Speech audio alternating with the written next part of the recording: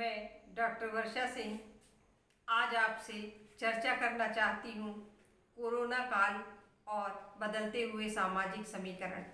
जी हाँ, ये कोरोना महामारी पूरे देश क्या पूरी दुनिया को तबाह करने के लिए निकल पड़ी है, लेकिन हम भारतीय इसका डट कर मुकाबला कर रहे हैं।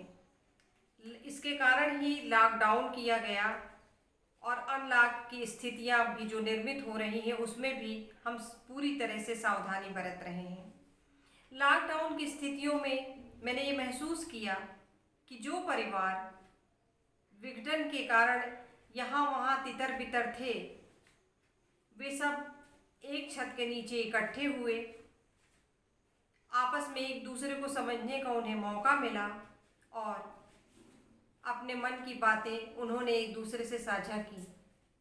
अभी पिछले दिनों, बल्कि ये कहना चाहिए कि पिछली शताब्दी के उत्तरार्ध में, यानी 50 के दशक के बाद तेजी से तकनीकी क्रांति, औद्योगिक क्रांति हुई, जिसके कारण सूचना तंत्र बहुत ज़्यादा विकसित हुए और अब इस 21वीं सदी में लैपटॉप और मोबाइल, टीवी और इसी तरह के प्लेटफॉर्म इतने ज़्यादा हमारे जीवन में अपनी जगह बनाने लगे हैं कि हम अपने रिश्तों को भूलकर इन्हीं भौतिक वस्तुओं की ओर दौड़ने लगे हैं, उनसे ज़्यादा जुड़ गए हैं।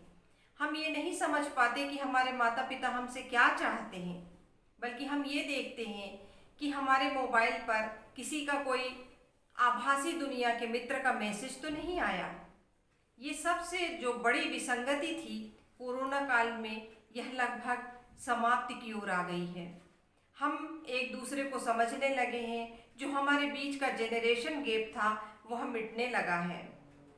माता पिता की बात सुनते हैं, दादा दादी से बात करते हैं और साथ ही जो हमारे बच्चे हैं वे भी अधिक से अधिक समय घर में व्यतीत करने के कारण अपने बुजुर्गों के प्रति उनमें भी भाव उत्पन्न हो रहा है।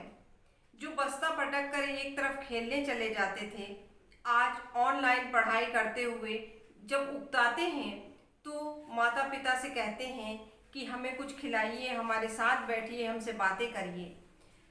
ये मैं नहीं कहूँगी कि बच्चों को खेलने बाहर नहीं जाना चाहिए या जीवन भर इसी ऑनलाइन पढ़ाई में ही व्यतीत करना चाहिए, लेकिन इन चीज़ों को, इन बिंदुओं को हमें नहीं भूलना चाहिए कि अधिक से अधिक हम अपने बच्चों को समय दें, अपने माता पिता को समय दें, तो सामाजिक समीकरण बदलेंगे, रिश्तों में सुधार होगा।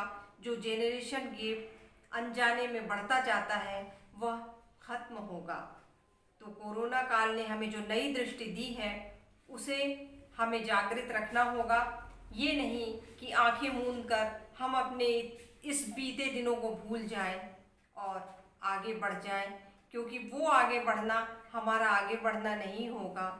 हम जब तक अपनी जड़ों से नहीं जुड़ेंगे तब तक हम सही मायने में आगे नहीं बढ़ पाएंगे। धन्यवाद।